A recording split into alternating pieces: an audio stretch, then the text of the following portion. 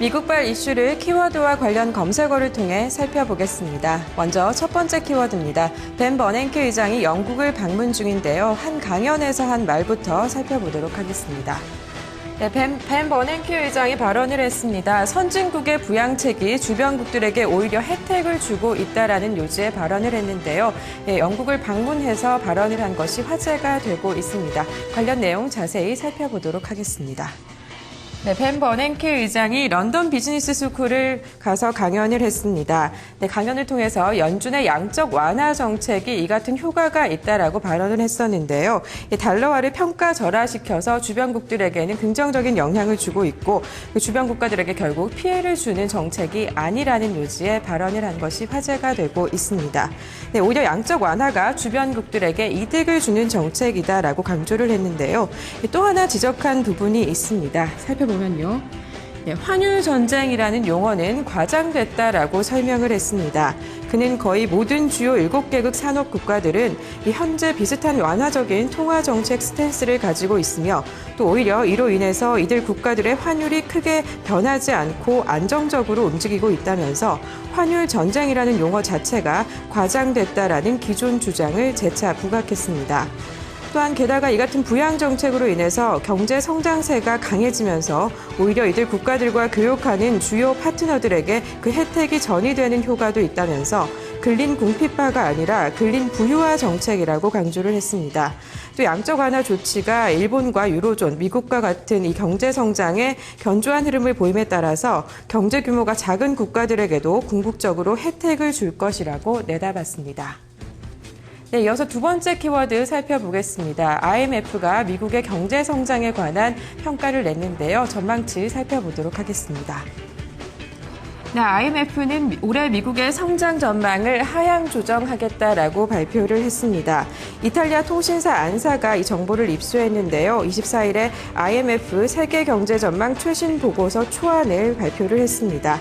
네, 이에 따르면요, 성장률 전망치가 하향 조정이 됐습니다. 지난달 1월에는 2%라고 얘기를 했었는데요. 이번에 성장률 전망치가 1.7%로 하향 조정된 겁니다.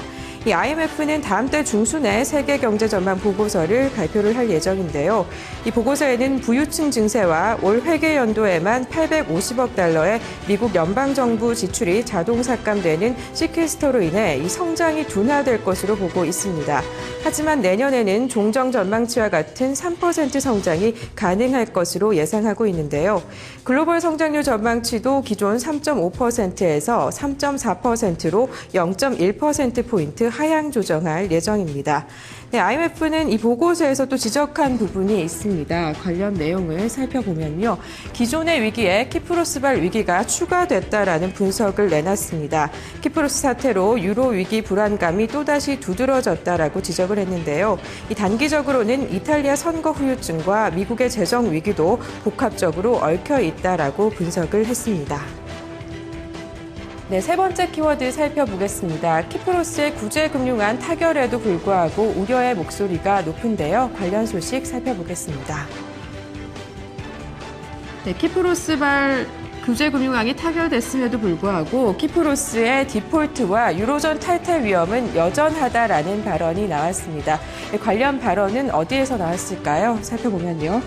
국제신용평가사 무디스에서 이 같은 부정적인 전망에 대한 발언을 했습니다. 이 무디스의 세라 칼슨 선임 등급위원은 25일 보고서에서 이같이 전하면서 키프로스 사태가 유로존 전 국가의 신용 등급에 부정적인 영향을 미친다라고 진단을 했는데요. 이 칼슨 의원이 지적한 부분을 살펴보도록 하겠습니다. 이 칼슨 의원은 금융 부분의 평판이 손상이 되고요. 키프로스의 미래 성장이 불투명하다라는 요지의 발언을 했습니다. 이 칼슨 의원은 역외금융센터라는 이 키프로스의 금융 부분 명성이 이번 사태로 타격을 입어서 회복하지 못할 것이며 또 현재 키프로스의 경제 성장 동력이 회복할 수 없을 정도로 손상되어서 현재 수준의 부채를 감당할 능력이 있을지 불확실하다라고 전했는데요. 이어서 데이셀블룸 유로그룹 의장도 키프로스의 구제 금융안은 견본에 불과하다면서 이 키프로스가 아닌 다른 유로존 국가들도 은행 부분의 재구조화가 필요할 것이다라는 지적까지 덧붙였습니다. 지금까지 미국발 이슈를 키워드와 관련 검색어를 통해서 살펴봤습니다.